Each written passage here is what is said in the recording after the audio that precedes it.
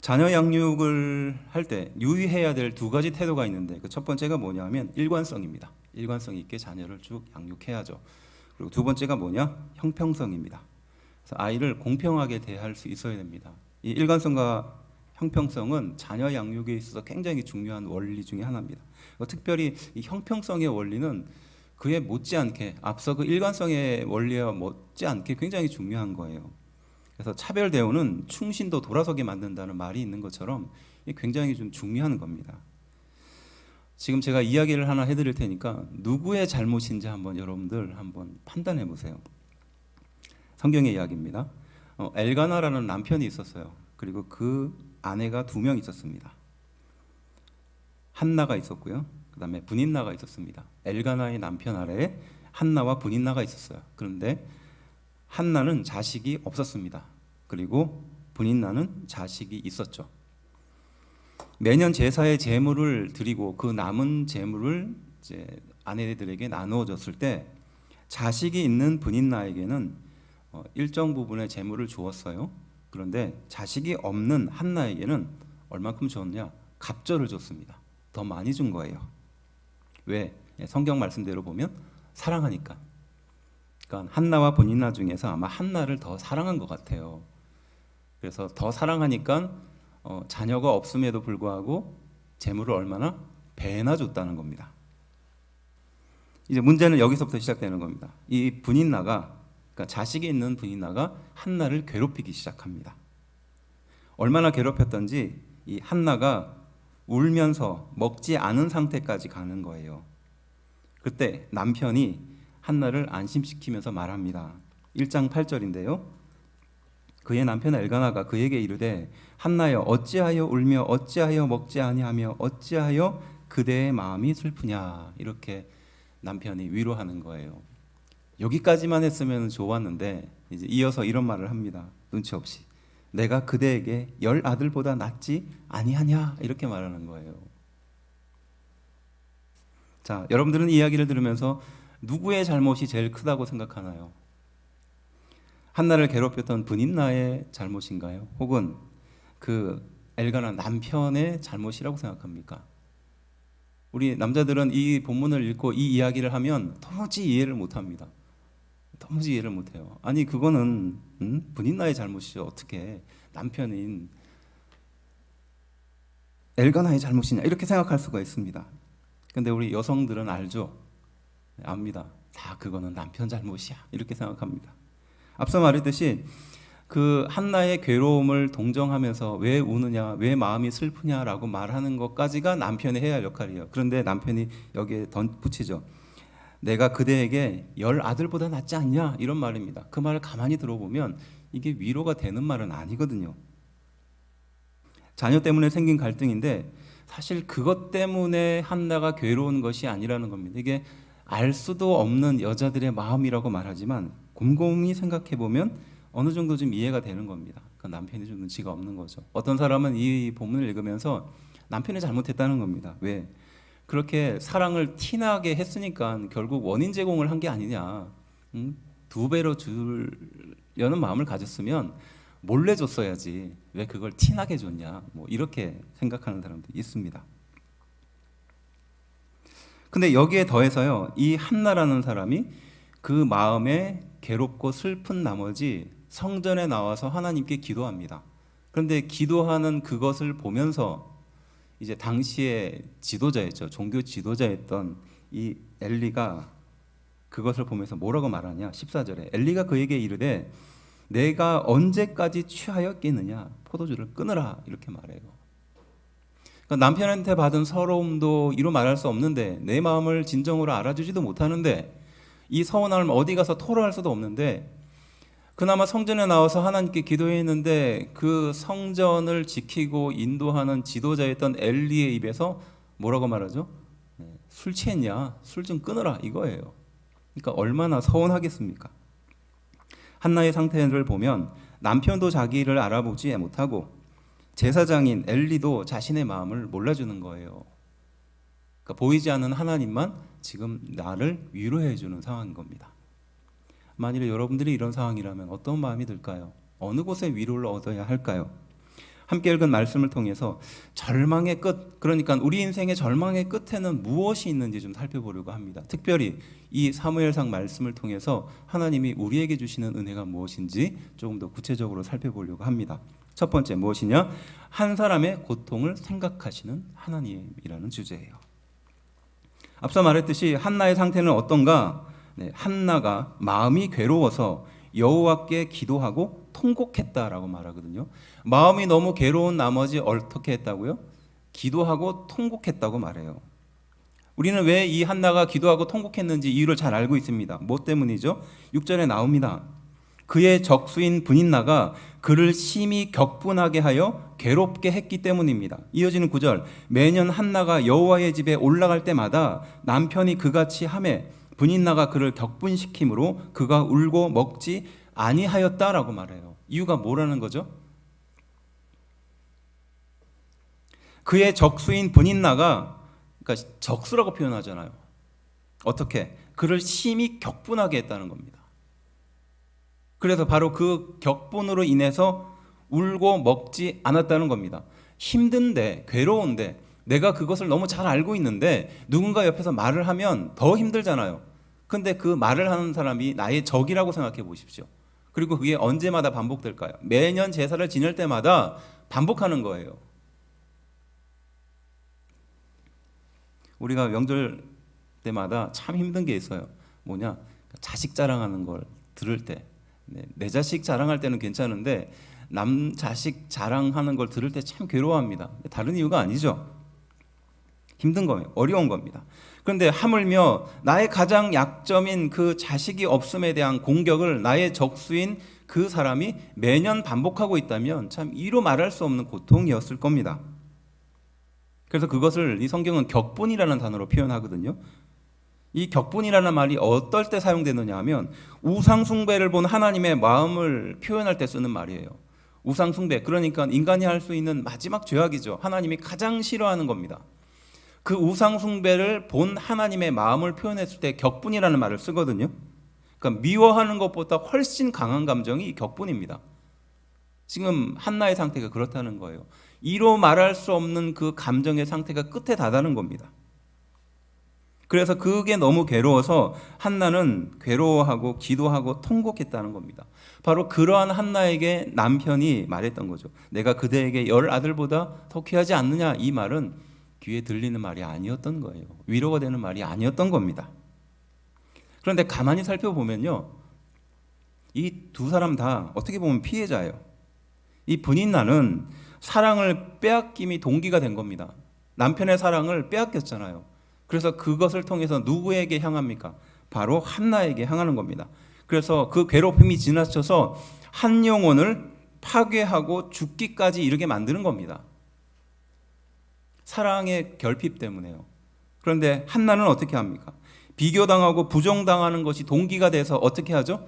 하나님께 나가는 거예요. 이게 결정적인 차이점입니다. 똑같은 동기의 괴롭힘 속에 놓여져 있는데, 사랑의 갈구 속에 있는데, 그것을 통해서 한 사람은 다른 한 사람을 괴롭히고 그 인생을 망가뜨리는 데 사용하는데, 한 사람은 그것을 통해서 어떻게 한다고요? 하나님께 나아가는 거예요. 이게 한나의 상태였던 겁니다. 하나님께 나간 거예요. 그리고 그 한나는 앞서 읽은 말씀처럼 나시린의 서약을 합니다. 오늘은 시간이 좀 많이 없어서 이 내용을 좀 다루지는 못하겠지만 하나님께 서원을 하는 거예요. 나시린의 서약이에요. 그리고 바로 그 나시린의 서약을 했을 때 하나님은 어떻게 한나에게 반응하시는가? 19절 말씀인데요. 우리 함께 한 목소리로 좀 읽어보겠습니다. 시작. 그들이 아침에 일찍 일어나 여호와 앞에 경배하고 돌아가 라마의 자기 집에 이르느니라. 엘가나가 그의 아내 한나와 동침하매 여호와께서 그를 생각하신지라. 이렇게 말하는 거예요. 다시 한번 뒷부분을 보세요. 여호와가 어떻게 했다고요? 그를 생각했다는 거예요. 하나님이 생각했다라는 것은 무엇을 말하는 걸까요? 어떤 일을 마음에 담아두어서 항상 생각했다라고 표현하는 겁니다. 어디에 등장하냐면 창세기 8장 1절에 똑같이 등장하는데요. 하나님이 노아와 방주와 들짐승과 가축을 기억했다라는 말을 쓰거든요. 이게 비슷한 말이에요. 그러니까 세상의 모든 다른 것들이 타락하고 그렇게 잘못된 길로 가고 있을 때 하나님은 노아 방주를 세워서 거기에 태울 들짐승과 그 사람들을 어떻게 했다? 기억했다는 거예요. 잊지 않았다는 거거든요.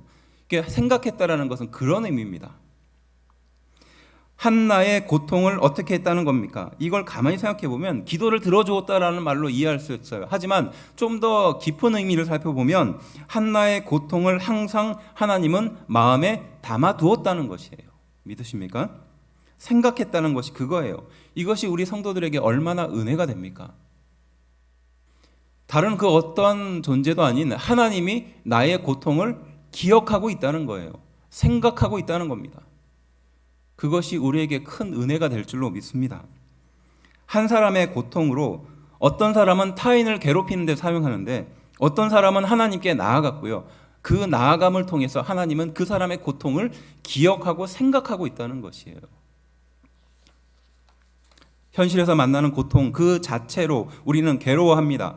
그렇지만 더 힘들게 하는 것이 있어요. 이 고통이 언제 끝날지 모르기 때문에 막막한 겁니다. 더구나 이 고통이 아무도 이해하지 못하는 상태, 나만 알고 있는 고통이라는 것이 우리는 더 힘들게 하는 것이지 않겠습니까? 어디 가서 이것을 말할 데도 없는 거예요. 하소연도 못하는 겁니다. 내 사랑하는 남편, 내 사랑하는 아내에게도 말 못할 고통이 있거든요. 내 부모님에게도, 내 친구들에게도 말하지 못하는 그 고통이 있던 거예요. 그 한나가 그랬던 것입니다. 그래서 타인에게 위로받고 싶어서 얘기도 꺼내보고 아니면 직접적이든 간접적이든 그렇게 표현해 보려고 하지만 비록 해결해 주지는 못할지라도 들어라도 주기를 바라는 마음으로 이야기를 하지만 그 속에서 진정한 위로가 있을까요? 그리고 그렇게 이야기한들 진정한 위로가 그 마음속에 임할까요? 그렇지 않거든요. 바로 그때 하나님은 생각하신다는 거예요. 그리고 하나님이 내 고통을 아신다는 겁니다. 그리고 하나님이 그 고통과 함께 하고 계신다는 사실이에요. 믿으십니까? 이것 자체가 주는 은혜가 있다는 것입니다. 그 문제가 해결된다는 가능성도 없고 막막하지만 알지 못하지만 하나님이 그 문제를 생각하시고 함께 하신다는 그 자체가 우리에게 큰 위로가 되는 줄로 믿습니다. 문제가 해결되어서가 아니라 기도 제목이 해결되어서가 아니라 경제적인 문제가 해결되어서가 아니라 그 사람과의 문제가 깨끗하게 해결되어서가 아니라 그것을 생각해 주시는 기억해 주시는 하나님이 있기 때문이라는 것이에요. 막막한 고통이 있습니다. 또 영혼을 파괴하는 고난 속에서 하나님이 나를 생각하신다 이 말씀을 통해서 우리는 회복되고 용기를 얻어야 하는 줄로 믿습니다. 대표적으로 사무엘상 30장 1절부터 6절 말씀이 그 이야기를 하고 있어요. 간단히 말씀드리면 우리가 너무나 잘 알고 있는 다윗이 자기가 원하지 않는 전쟁에 끌려나갑니다. 타국에 가서 거기서 어쩔 수 없이 사울왕에 쫓겨서 타국에 가가지고 그렇게 머물 수밖에 없거든요. 그 타국의 왕이 이스라엘과 전쟁을 하는데 다윗을 사용하는 거예요. 그러니까 다윗 마음에는 얼마나 불편하겠어요. 그 전쟁을 참여하는 것도 괴로울 겁니다. 근데 전쟁에 어쩔 수 없이 참여해서 전쟁에 갔는데 그 비어있는 공간을 다윗이 가장 싫어하는 그 다른 민족이 와서 자기의 사랑하는 아내와 자녀와 그 사람들을 싹 데리고 가요. 엉망을 만들어 놓아요. 그리고 다시 원래의 집으로 돌아오니까 그걸 눈으로 보는 거예요. 얼마나 기가 막히겠어요. 얼마나 화가 나겠습니까? 하나님의 뜻대로 은혜대로 여기까지 살아서 왔는데 결과가 이러니 어떻겠습니까? 기가 막혔겠죠. 그런데 주변에 있는 참모들이 주변에 가까운 사람들이 다윗을 위로하는 게 아니었어요. 오히려 다윗에게 돌을 들고 찾아갑니다. 죽이겠다라고 쫓아갑니다. 다윗이 얼마나 외로웠겠어요. 한 사람의 리더가 지지하는 사람이 없을 때 그 말할 수 없는 괴로움은 표현할 수가 없거든요. 지금 다윗이 그런 상황이었어요. 그런데 그 말씀이 어떻게 표현하고 있냐? 그 모든 문제를 해결되어서 완전히 정리가 된 다음에 다윗이 용기를 얻었다라고 표현하지 않거든요. 하나님이 그 순간 함께 하심을 믿고 알게 되는 그때 다윗이 안심하게 되는 거예요. 그리고 그 자녀와 아내를 찾으러 그들에게 찾아가서 다시 회복하는 겁니다. 문제가 해결되기 전에 다윗은 그 평안을 얻었던 거예요. 마찬가지입니다. 우리 인생의 문제가 해결되어서 평안함을 찾지만 사실 그 문제를 해결하기 위해서 전 단계가 필요한 겁니다. 성도들은요. 회복하고 용기를 얻는 우리가 되어야 할 이유는 그 문제가 해결되기 때문이 아니라 해결되기 전에 하나님이 나와 함께하게 하고 있다는 그것이 우리에게 은혜가 된다라는 사실이에요. 믿으십니까? 이것이 신앙인 거예요. 그리스도인의 감사는 기도 제목이 이루어져서 하는 감사가 아니라 내 문제를 하나님이 알고 계시고 생각하고 계시고 잊지 않고 계시며 결국 이루어 주실 것이고 하나님의 방법대로 해결해 주실 것이라는 것을 믿는 것으로부터 시작되는 줄로 믿습니다. 한 사람의 고통을 우리 하나님이 생각하고 계시는 거예요. 이 얼마나 놀라운 일입니까? 사람에게 얻는 위로를 붙들지 않아야 될 이유가 여기 있지 않습니까? 돈이나 명예나 사람과의 관계에서 오는 그 위로에 인생의 대부분을 사용하고 있는 우리를 보면, 또 그것으로 얻는 상처를 마치 큰 괴로움으로 느끼는 것을 보면 하나님이 얼마나 서운하시겠어요. 결국 우리의 문제는 하나님이 위로하셔야 되는 줄로 믿습니다. 하나님의 위로하시는 위로를 우리가 반드시 얻어야 될 이유가 바로 여기 있다는 것이에요. 고린도후서 1장 3절에서 5절 말씀은 그 위로에 대해서 아주 구체적으로 표현하거든요. 제가 읽어드릴 테니까 한번 잘 들어보세요. 고린도후서 1장 4절인데요. 우리의 모든 환난 중에서 우리를 위로하사 우리로 하여금 하나님께 받는 위로로서 모든 환난 중에 있는 자들을 능히 위로하게 하시는 이시리로다라는 거예요. 그러니까 내가 깊은 환난 속에 있는데 그 깊은 환난 속에서 오는 고통을 위로하시는 분이 있다는 겁니다. 그리고 이 위로하시는 위로는 세상의 그 어떠한 위로와 비교할 수 없는 그 위로라는 거예요. 그분이 누구이다? 바로 하나님이다라는 겁니다. 그래서 1장 5절은 이렇게 말합니다. 그리스도의 고난이 우리에게 넘친 것 같이 우리가 받는 위로도 그리스도로 말미암아 넘치는도다라고 말하는 것이에요. 그러니까 그리스도로 인하여 이 위로가 너무 큰데 고난도 크다는 겁니다. 고난이 크지만 그를 통해서 얻는 위로가 더 크다라는 것이에요. 위로가 주는 은혜라는 겁니다. 고난이 넘치지만 그 고난 속에 오히려 더 큰 위로 속에 살고 있다는 것이에요. 이런 위로가, 이런 은혜가 우리 귀한 성도들에게 있게 되기를 주의 이름으로 축원합니다. 두 번째, 하나님의 고통을 비추는 거울이에요. 15절 말씀인데요. 이제 한나가 이렇게 대답합니다. 한나가 대답하여 이르되 내가 주여 내 주여 그렇지 아니하니이다. 나는 마음이 슬픈 여자라. 포도주나 독주를 마신 것이 아니요 여호와 앞에 내 심정을 통한 것뿐이오니 라고 말해요. 한나가 하나님 앞에 간절히 기도하고 매달리고 그 마음의 슬픔과 괴로움을 토로하고 있을 때 엘리 제사장은 그것을 몰라보죠. 그때 자신을 단적인 말로 표현하는 거예요. 뭐죠? 마음이 슬픈 여자라는 겁니다. 내 마음이 슬프다는 겁니다. 괴롭다는 것. 이게 자기 자신을 정의하는 단어라는 거예요. 마음이 슬픈 여자라는 거예요. 마음이 슬프니까 남편의 사랑도 중요하지 않다는 겁니다. 재물도 중요하지 않다는 겁니다. 우리는 생각해요. 돈이 있으면 행복할 것 같죠.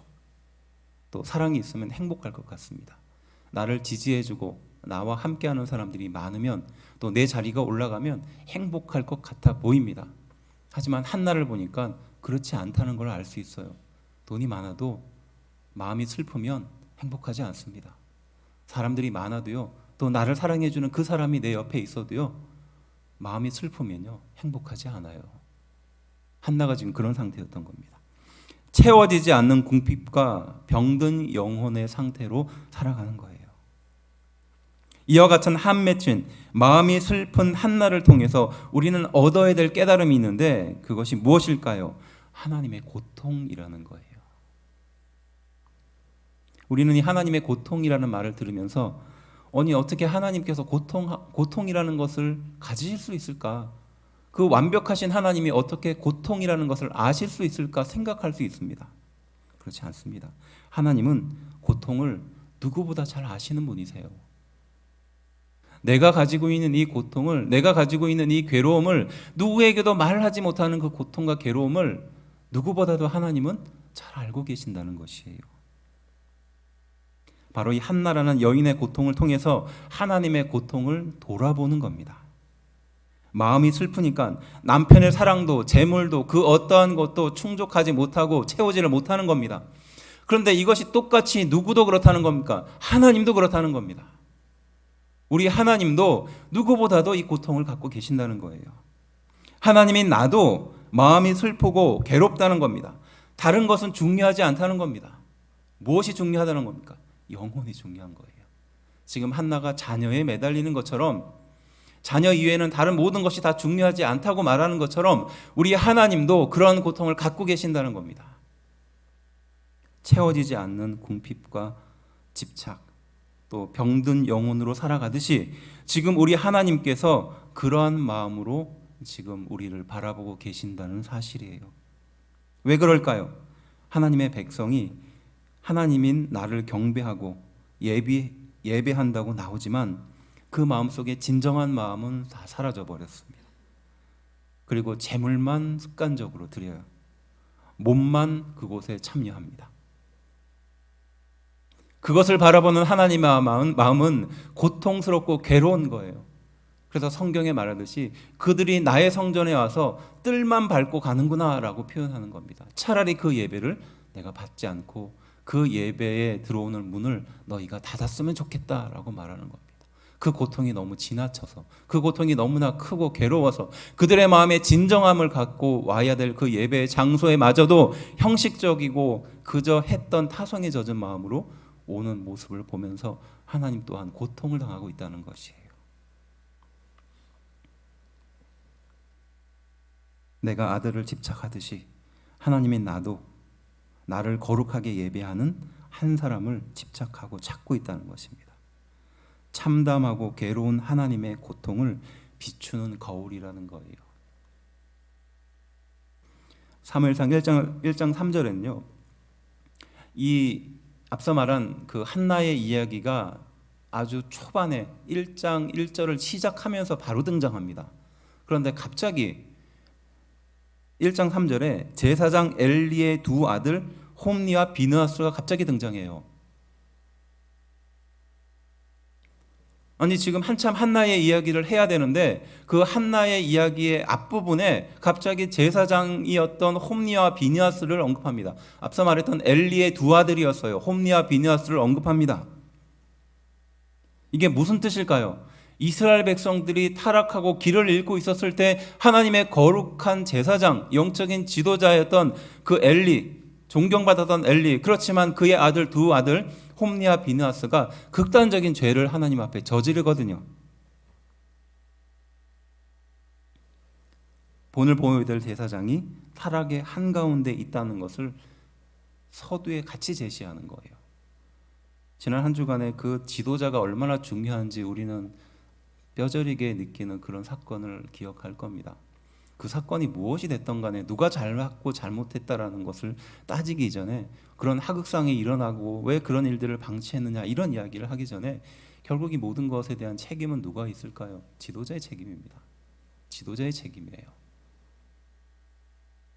마찬가지로 한국교회 성도들이 사람들의 손가락질을 받고 왜 교회를 다니면서 저렇게 행동하는가, 왜 높은 자리에 올라가서 그 사람들이 이름만 대면 다 알만한 사람들이 왜 저런 범죄들을 저지르고 저렇게 뻔뻔스럽게 거짓말을 하는가? 결국 누구의 잘못일까요? 지도자의 잘못입니다. 목회자의 잘못이에요.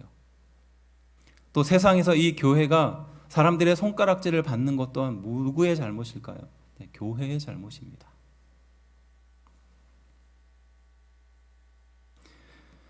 바로 그때 빌립보서 4장 10절은 이 하나님의 고통을 거울로 비추어 자기의 고통을 비추어 보는 예가 등장하는데요. 이렇게 말합니다. 내가 주 안에서 크게 기뻐함은 너희가 나를 생각했던 것이 이제 다시 싹이 나매니 너희가 또한 이를 위하여 생각은 하였으나 기회가 없었느니라 라고 말하거든요. 근데 이 구절에 담고 있는 뜻이 참 깊어요. 뭐냐? 너희가 주 안에서 크게 기뻐합니까? 너희가 지금 사도 바울과 그 사랑하는 성도들 사이에 어떤 불편한 일들이 생겼습니다. 그래서 사랑을 표현할 수 있는 길이 막혀버린 거예요. 성도들도 바울을 충분히 사랑하지만 어떤 오해 때문에 사랑을 표현하지 못하는 계기가 된 거예요. 그러니까 사도 바울도 그 마음이 알고 또 그 성도들도 그 마음을 아는 겁니다. 하지만 무엇인가 계기가 필요했던 거예요. 그래서 어떤 계기가 되어서 그 마음을 풀게 된 겁니다. 얼마나 사도 바울이 기쁘겠습니까? 시원하잖아요. 근데 그것을 표현하면서 성도들을 오히려 걱정하고 염려해 주는 거예요. 자신이 받은 이 감사와 기쁨의 선물보다 당신들이 나 사도 바울에게 베풀어주고 또 옆에서 기도하고 싶어하는 마음은 늘 있었다는 걸 내가 너무 잘 알고 있다는 거예요. 너희가 나를 도우려는 마음은 늘 있었던 것을 알고 있다는 겁니다. 다만 기회가 없었기 때문에 그랬을 뿐이다라고 위로하는 겁니다. 그래서 그들의 상태를 오히려 변호해 주는 거예요.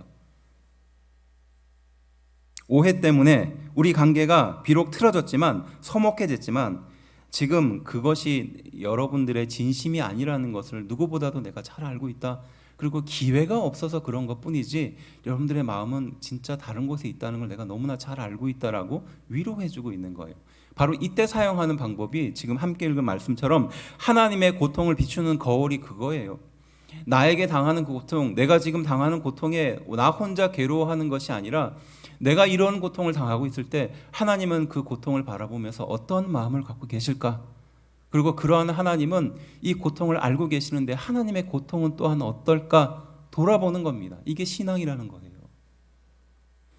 이기적이 될 수밖에 없습니다. 사람은요, 가만히 두면 자기만 생각합니다. 자기의 고통에 빠집니다. 자기를 알아봐주지 않는 것에 대해서 굉장히 예민하게 생각합니다. 그럴 때 이 고통을 비추는 거울이 필요한 거예요. 하나님이 그러하다는 겁니다. 내 고통을 아시는 하나님, 내 고통을 생각하시는 하나님, 그리고 그 고통을 똑같이 겪고 계시고 알고 계시는 하나님의 고통을 아는 신앙이 우리에게 필요한 줄로 믿습니다.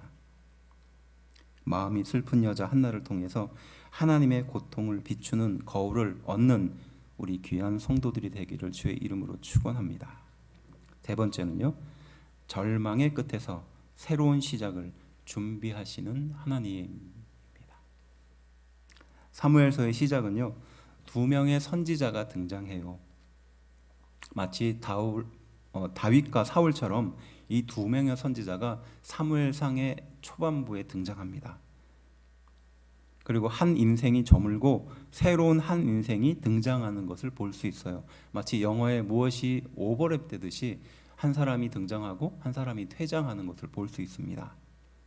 그 첫 번째가 엘리 제사장이었고 그 두 번째가 사무엘 선지자였어요. 너무 잘 알고 있는 이름이죠.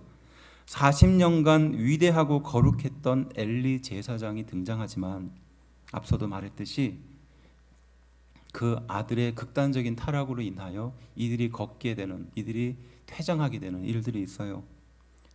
복잡한 가정사 속에서 슬프고 비통한 한나, 한 여자를 통해 하나님은 그들을 엘리 제사장과 반대의 지점에서 등장시킵니다.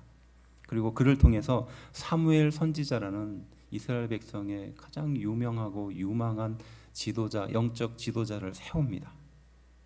그들의 출생을 비교하는 거죠. 명망 있던 거룩한 가문 출신 엘리 제사장과 타락한 그의 두 아들 홈니와 비느하스를 등장시켜요. 홈니와 비느하스는 2장 17절에 이렇게 표현하고 있거든요. 이 소년들의 죄가 여호와 앞에 심히 크면 그들이 여호와의 제사를 멸시함이었더라라고 표현하고 있어요. 이들의 죄가 너무 컸는데 그 큰 죄악의 마지막은 뭐죠? 제사를 멸시하는 데까지 간 겁니다. 이 홈리와 비느하스가 어떤 일을 겪게 되는지 간단히만 말하면요, 회막에서 시중드는 여자를 농락하고 경쟁적으로 죄를 저지릅니다. 또 재물을 가볍게 여깁니다. 제사의 재물들을, 그 귀한 재물을 가볍게 여겨요. 그리고 전쟁에 참여해서 자기들은 뛰어가지 않고 뒤에서 소리만 지릅니다. 이스라엘 백성 4천 명이 죽고 3만 명이 희생이 됩니다. 이게 홈리와 비느하스가 겪게 될 일이에요. 그리고 결국 이스라엘의 그 하나님이 임재하시는 상징인 법궤가 적군에게 빼앗기게 됩니다. 바로 이 극단적인 타락의 상태에 있는 홈리와 비느하스를 보고 엘리 제사장 아버지가 경고하고 권면하는 장면이 2장 25절에 등장하는데요. 이렇게 말해요.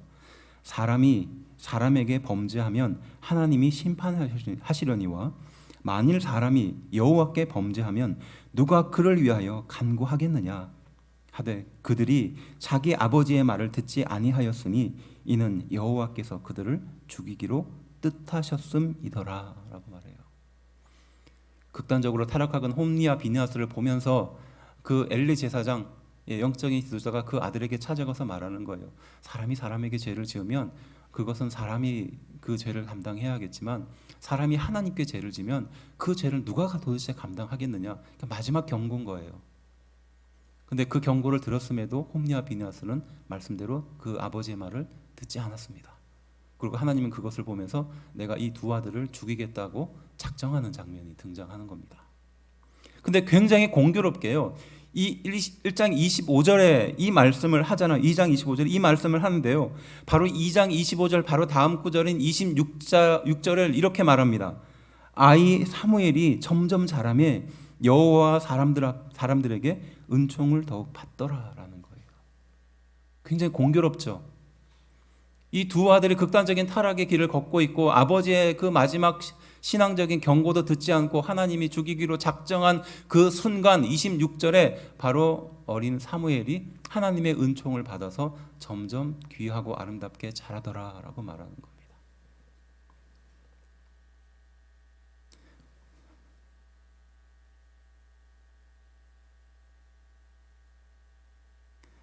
사실 사무엘은요 출생이 불분명한 가문이었습니다. 1장 1절에 여로함의 아들이고 엘리후의 손자고 도후의 증손이고 순의 현손이라고 이렇게 복잡하게 말하지만요 사실은 레위인이 땅 분배를 받지 못하는 가문들이 있었어요. 근데 이 가문들이 어디 갈 데가 없으니까 산지로 흩어집니다. 그리고 그 여호와의 산지에 흘러들었던 가문 중에 하나가 바로 이 사무엘 가문이거든요. 정상적인 축복으로 생긴 자녀도 아니고 한 많은 한나에게 서원을 통해서 얻어진 아들이었습니다. 그에 반해서 엘리 제사장은 어떻습니까? 유력한 가문이었잖아요. 엘리는 목이 부러져서 죽고 두 아들은 전쟁에서 전사합니다. 며느리는 아이를 낳다가 죽게 되죠. 그래서 하나님은 2장 32절에 내 집에서 영원토록 노인이 없을 것이다 라고 말하거든요. 사무엘서를 처음 펼쳐 읽은 사람들에게 주는 경고고 교훈이에요. 유력한 엘리 가문의 쇠락과 무명한 사무엘 가문의 시작이라는 겁니다. 충격이죠. 믿음의 가문이 하나님의 말씀을 떠나서 불순종하면 이렇게 하루아침에 무너질 수 있다는 것을 초장부터 경고하면서 시작되는 것이 사무엘서 1장이라는 겁니다. 물론 이 말씀을 읽으면서 이 본문을 읽으면서 자녀 교육이 중요하다 이렇게 교훈을 삼을 수 있어요. 하지만 더 근본적인 의미가 있지 않습니까? 영적으로 교만하지 말라는 겁니다.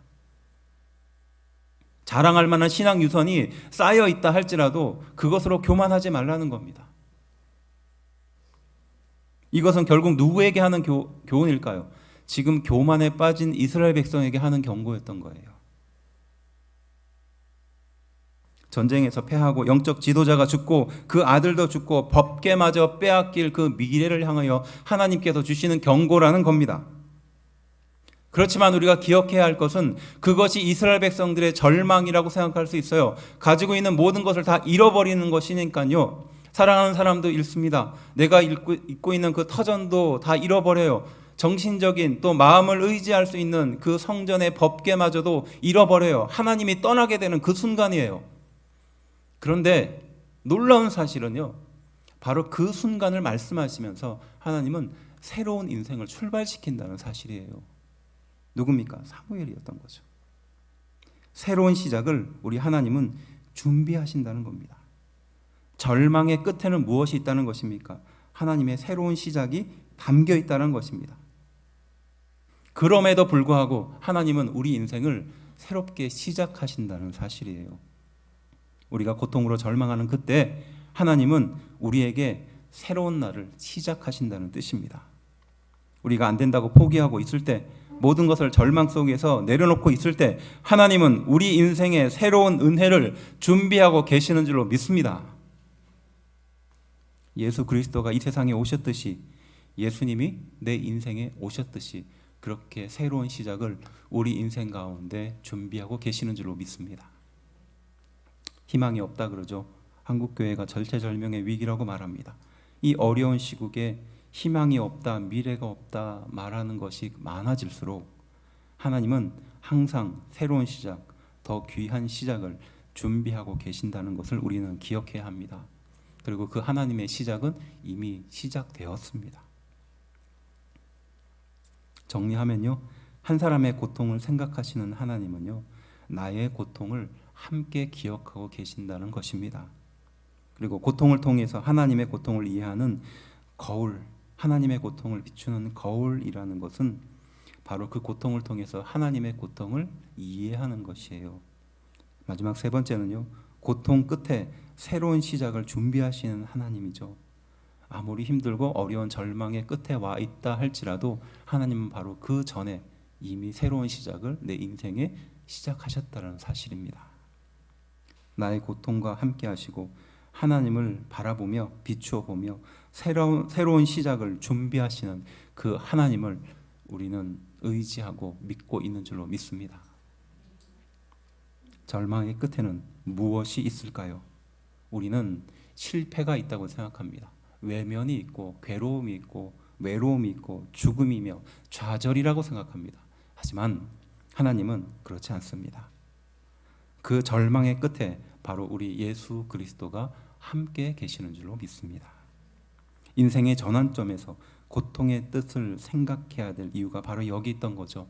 새로운 시작이 있기 때문입니다. 마음이 슬픈 여자 한나, 또 사무엘 선지자, 그 고통과 이스라엘의 고통과 타락을 비교하며 지금 현재 우리가 놓여진 그 삶의 현장에서의 고통을 돌아봐야 하는 줄로 믿습니다. 저는 이 절망이라는 단어를 항상 떠올릴 때마다 생각하는 그 예화가 있어요. 몇 번 들으셨을 겁니다.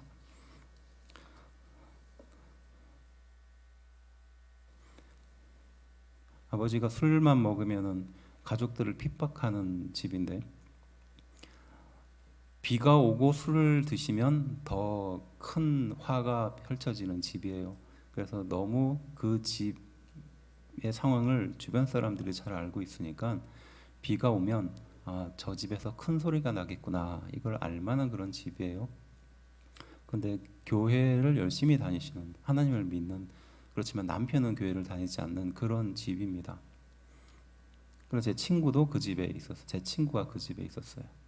그래서 이 친구가 비가 오면 저희 집에 막 와요. 근데 저는 알죠, 왜 오는지. 그걸 아버지가 술이 거나하게 취해가지고 그 이제 화풀이를 가족들에게 하는 거예요. 그러니까 엄마가 그것을 몸으로 막는 겁니다. 그러니까 자녀들은 어떻게 하죠? 도망가게 하는 거예요. 피신시키는 거예요. 그러니까 자녀들이 어딜 가겠어요? 친구네 집에 가고 어디 가고 막 이러는 겁니다. 그러니까 그 집에 여동생이 하나가 있었는데 그 여동생이 교회에 속해 있었고 이제 부서 있었고, 이제 다음 날 수련회를 떠나기 전이었는데 제가 수련회 새벽기도 하고 이제 집에 가려고 준비해서 나오는데 교회 그날따라 비가 이렇게 막 내리더라고요. 근데 그 아이가 교회 처마 밑에서 이렇게 손을 내밀고 그 비를 손으로 이렇게 받고 있어요. 그러니까 새벽에 나오는데 처음에 그 모습을 보면서 아이가 왜 그럴까 이렇게 해서 찾아갔더니 그 아이인 거예요. 그 집에 그 아이인 겁니다. 그러면서 수많은 생각이 머릿속으로 지나가요. 그 아이가 이 시간에 왜 저기에서 저렇게 비를 맞고 있을까 이제 그려지니까 마음이 너무 아픈 겁니다. 그래서 찾아가서 이야기를 듣죠. 그때 그 아이가 했던 말이 있어요. 목사님, 우리 집도 변할 수 있을까요? 라는 거예요. 그래, 할 수 있는 것이 없었습니다. 기도해주고 그래도 하나님이 함께 하신다 위로해주고, 그래서 수련회를 데리고 갔습니다. 그때 수련회 하나님이 그 아이를 만나 주셨어요. 물론 그 이후에 그의 집안이 완전히 획기적으로 변화했다라고 할 수는 없지만 분명한 것은 하나님이 그 아이의 문제에 찾아가 주신 줄로 믿습니다. 우리 인생의 가장 힘들고 참담한 그 순간에 우리가 기억해야 할 것은 바로 그 순간에도 하나님은 나와 함께 하신다는 사실이죠. 그리고 그 모든 상황 속에서 나를 위로하시고 벗어나길 바라시는 그 하나님이 지금도 나와 함께 하고 계신다는 사실인 줄로 믿습니다.